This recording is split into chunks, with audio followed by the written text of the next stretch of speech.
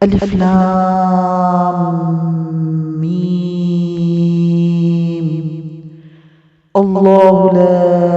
الہ الا هو الحی القیوم نحمده ونصلي على رسوله الكريم أما بعد فأعوذ بالله من الشيطان الرجيم بسم الله الرحمن الرحيم رب اشرح لي صدري ويسر لي أمري واحلل عقدة من لساني يفقهوا قولي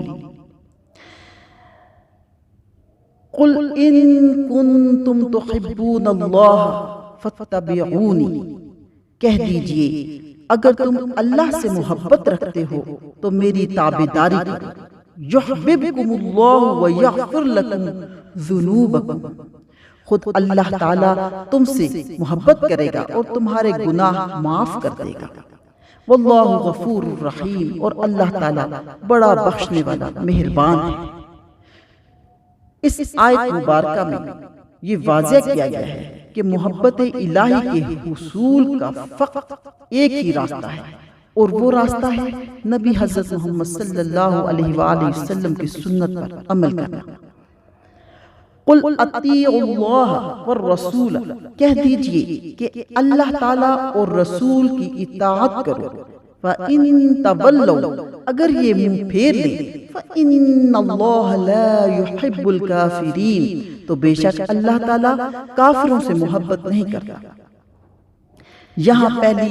تقریر ختم ہوتی ہے۔ اس کے مضمون خصوصاً جنگ بدر کی طرف جو اشارہ اس میں کیا گیا ہے اس کے انداز پر غور کرنے سے غالب قیاس یہی ہوتا ہے کہ اس تقریر کے نزول کا زمانہ جنگ بدر کے بعد اور جنگ احد سے پہلے کا ہے، یعنی سن 3 ہجری۔ محمد بن اسحاق کی روایت سے عموماً لوگوں کو یہ غلط فہمی ہوئی ہے کہ اس سورت کی ابتدائی 80 آیتیں وفد نجران کی آمد کے موقع پر سن 9 ہجری میں نازل ہوئی تھیں، لیکن اول تو اس تمہیدی تقریر کا مضمون صاف بتا رہا ہے کہ یہ اس سے بہت پہلے نازل ہوئی ہوں گی۔ دوسرے مقاتل بن سلیمان کی روایت میں تصریح ہے، وضاحت ہے کہ وفد نجران کی آمد پر صرف وہ آیات نازل ہوئی ہیں جو حضرت یحییٰ اور حضرت عیسیٰ علیہ السلام کے بیان پر مشتمل ہیں اور جن کی تعداد 30 یا اس سے کچھ زائد ہے۔ اس میں بھی جو چیز واضح ہے وہ یہی ہے کہ اتباع محمد صلی اللہ علیہ وسلم سب کچھ ہے۔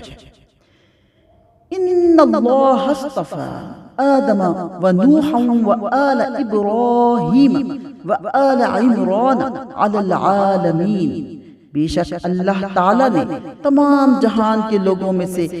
آدم علیہ السلام کو اور نوح علیہ السلام کو اور ابراہیم علیہ السلام کے خاندان اور عمران کے خاندان کو منتخب فرما دیا۔ یہاں سے دوسرا سلسلہ تفصیل شروع ہوتا ہے۔ اس کے نزول کا زمانہ سن 9 ہجری ہے جبکہ نجران کی عیسائی جمہوریت کا وفد نبی حضرت محمد صلی اللہ علیہ وسلم کی خدمت میں حاضر ہوا تھا۔ نجران کا علاقہ حجاز اور یمن کے درمیان ہے۔ اس وقت اس علاقے میں 73 بستیاں شامل تھیں اور کہا جاتا ہے کہ 1,20,000 قابل جنگ مرد اس میں سے نکل سکتے تھے۔ آبادی تمام تر عیسائی تھی اور 3 سرداروں کے زیر حکم تھی۔ ایک عاقب کہلاتا تھا جس کی حیثیت امیر قوم کی تھی، دوسرا سید کہلاتا تھا جو ان کے تمدنی اور سیاسی امور کی نگرانی کرتا تھا، اور تیسرا اسقف بشر جس سے مذہبی پیشوائی متعلق تھی۔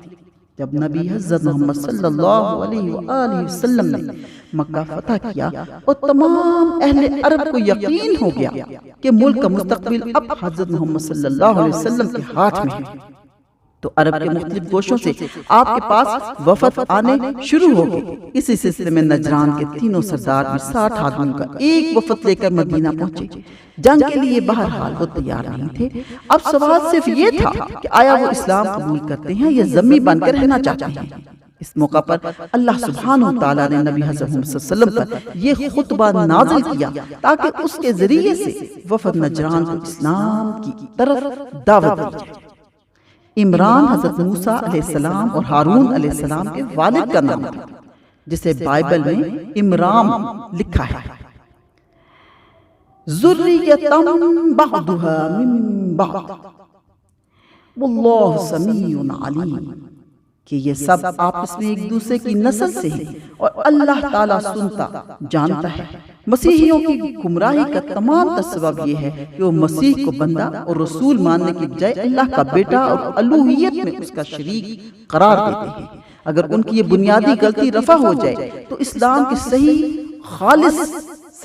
خالص کی طرف ان کا پلٹنا بہت آسان ہو جائے۔ اسی لیے اس خطبے کی تمہید یوں اٹھائی گئی ہے کہ آدم علیہ السلام اور نوح علیہ السلام اور آل ابراہیم علیہ السلام اور آل عمران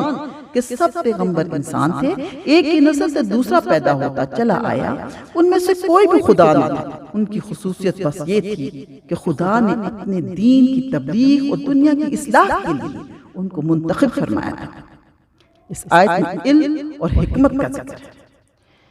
اذ قالت امرأة عمران رب انی نذرت لك ما فی بطنی محررا فتقبل منی، جب عمران کی بیوی نے کہا کہ اے میرے رب، میرے پیٹ میں جو کچھ ہے اسے میں نے تیرے نام آزاد کرنے کی نظر مانی، تو میری طرف سے قبول فرما، انک انت السمیع العلیم، یقیناً تو خوب سننے والا اور پوری طرح جاننے والا ہے۔ اگر عمران کی عورت سے مراد عمران کی بیوی لی جائے تو اس کے معنی یہ ہوں گے کہ یہ وہ عمران نہیں ہے جن کا ذکر اوپر ہوا ہے، بلکہ یہ حضرت مریم کے والد تھے جن کا نام شاید عمران ہوگا۔ مسیحی روایات میں حضرت مریم کے والد کا نام یوآخیم لکھا ہے، اور اگر عمران کی عورت سے مراد آل عمران کی عورت لی جائے تو اس کے معنی یہ ہوں گے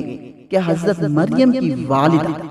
اس قبیلے سے تعلق رکھتی تھیں، لیکن ہمارے پاس کوئی ایسا ذریعہ معلومات نہیں ہے جس سے ہم قطعی طور پر ان دونوں معنوں میں سے کسی ایک کو ترجیح دے سکیں، کیونکہ تاریخ میں اس کا کوئی ذکر نہیں ہے کہ حضرت مریم کے والد کون تھے اور ان کی والدہ کس قبیلے کی تھی۔ البتہ اگر یہ روایت صحیح مان لی جائے کہ حضرت یحییٰ علیہ السلام کی والدہ اور حضرت مریم علیہ السلام کی والدہ آپس میں رشتہ کی بہنیں تھیں، تو پھر عمران کی عورت کے معنی قبیلہ عمران کی عورت ہی درست ہوں گے، کیونکہ انجیل لوقا میں ہم کو یہ تصریح ملتی ہے کہ حضرت یحییٰ کی والدہ حضرت ہارون علیہ السلام کی اولاد سے تھی۔ لوقا کے یہ چیپٹر نمبر 1 سے 5 میں سورۃ آل عمران یعنی اس کا جو 33واں حصہ جس میں ذکر آیا ہے آیت کے حساب سے، یعنی تو اپنے بندوں کی دعائیں سنتا ہے، یعنی